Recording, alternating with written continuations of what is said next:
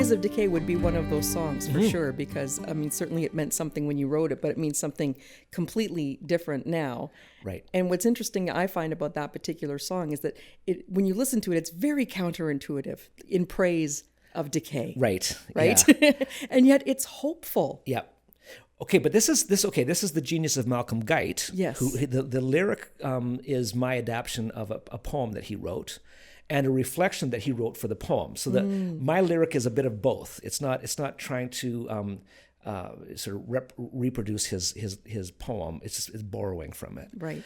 But he was on a walk with his dog, and in the forest. This is in England. He's an English poet. He's a friend of mine.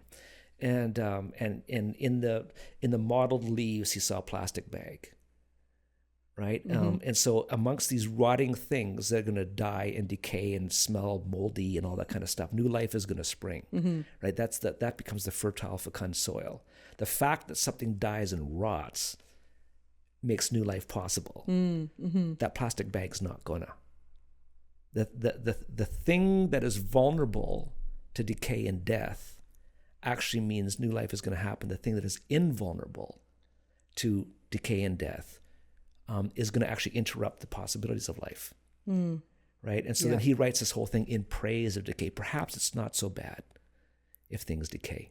Now, I wrote this also when my dad was dying, right? So there's all that kind of, there's that going in there. I've got environmental concerns. Sure. All that is packaged into this whole thing. But if you're hearing the song, you also have to know that I was having to deal with the fact that my dad's body is going to be in the earth soon and is going to do exactly that. Wow. Yeah. Well, with all of that in mind, let's listen to Steve Bell's In Praise of Decay.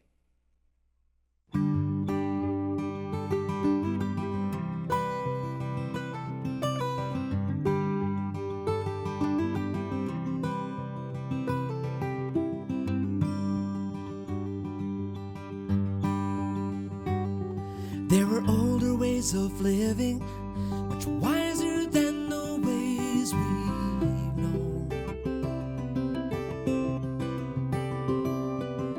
Kinder and forgiving of the limits we're inclined to loathe.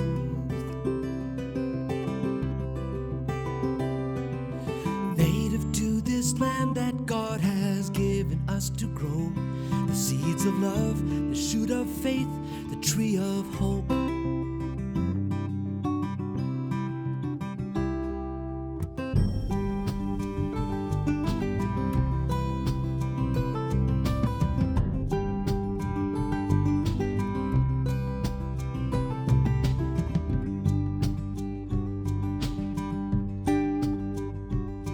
In the spiral of our sinning, in the manufactured grim disgrace of betraying our beginnings with viral acts of greed and waste. Planted in the midst of these bewildering displays lies a garden tended by a lover's grace. Perhaps it's not so bad that things decay, that ocean breakers ebb and flow away, that light ascends and settles at the ending of the day, that beating hearts can stop and start again.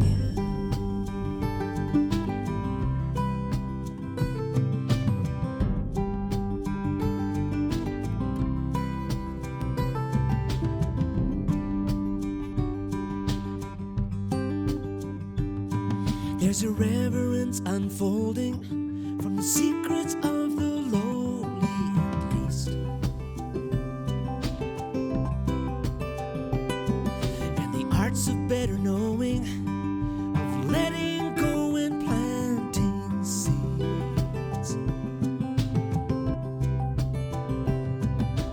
Blessed are the ones who harrow wisdom from the past, to save us from these dreadful things that last. Perhaps it's not so bad that things decay, that ocean breakers ebb and flow away, that light ascends and settles at the ending of the day, that beating hearts can stop and start again. Perhaps it's not so bad that things decay, that ocean breakers ebb and flow away, that light ascends and settles at the ending of the day, that beating hearts can stop and start again.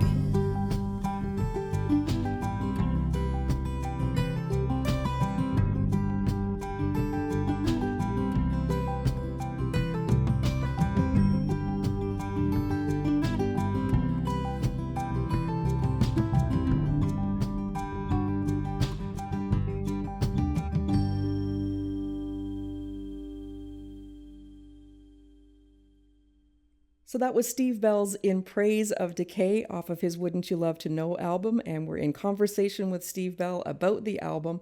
And that's one of the songs, Steve, that kind of stopped me in my tracks when I was listening to it. And I went back and I reread that first verse.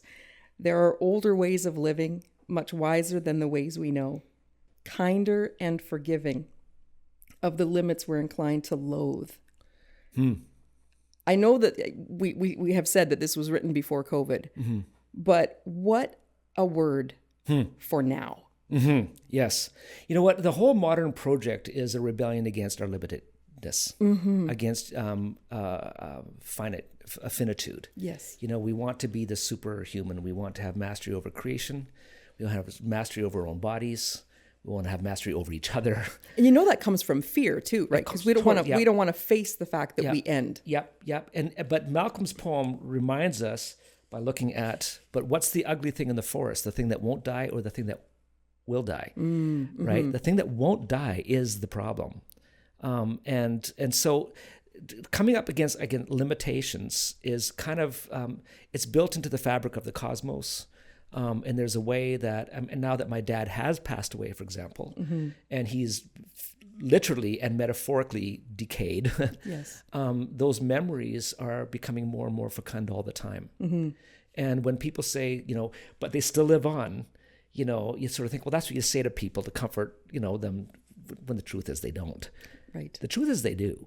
And in fact, their lives become more and more meaningful. And I'm starting to now mind things about my dad and his life, and in his investment in me, and that I didn't have before. So I miss him. Oh, for sure. You know, Yeah. and I'd rather he didn't die, but his life is not over. Yeah. And I think that's what this song sort of encourages us to embrace and maybe even celebrate. Yep. And again, it does sound a little disconcerting at first, the hopefulness of the song when you look at the words, but there is hope in that. Of course. Yeah. So Krista Tippett, I just she's a podcaster, but I actually was listening to her this morning, and she's talking to this old Jewish rabbi, and they're talking about lamentation. You know, and she says really basically the first step of lamentation is letting the truth be. You know, yes, you're going to die. Yes, COVID's going to shut us down. That just let's just sit with that fact. We can't control that. Yeah. So you let the truth be the truth, and then you sit with expectation. If God is good, and I think God is good, that something new is coming. It's interesting, the word apocalypse. We're living in apocalyptic times, and apocalypse doesn't mean an ending. Done, like Mad Max. It's over. It's brutal. It's awful. The apocalypse really actually means the ending of one thing so that the new thing can happen. Apocalypse always means there's hope on the horizon, even if now sucks, right? And we are in an apocalyptic time. We don't know what's going to be on the other side of COVID. We don't know what's going to come on the other side of the sort of the last presidency of the United States, which just consumed all of us in one way or another. I'm exhausted. Yeah. Yes. But it's an apocalypse, and something is revealed about that. But the hope is, and this bears out through all of history, is something new is coming. So let's get ready for that too.